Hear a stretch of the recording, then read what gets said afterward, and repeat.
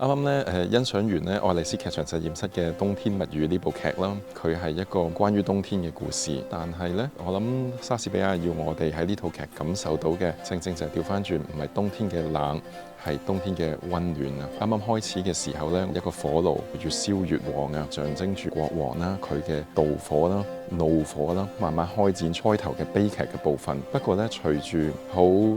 微妙嚇命運嘅一種神推鬼拱啦，年輕嘅一代咧，佢哋可以能夠破鏡重圓。我哋會讀到一種冬天入邊嘅溫暖嘅感覺。莎士比亞嘅原劇本入邊咧，都有唔少嘅漏洞或者繁駁嘅地方，或者唔容易處理嘅地方。導演陳輝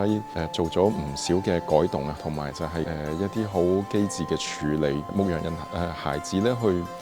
重新講翻帕迪特嗰個公主嗰個身世嘅時候咧，咁佢哋就應用咗咧佢哋劇團咧呢幾年咧經常會用到嘅一啲説書啦，或者係將人咧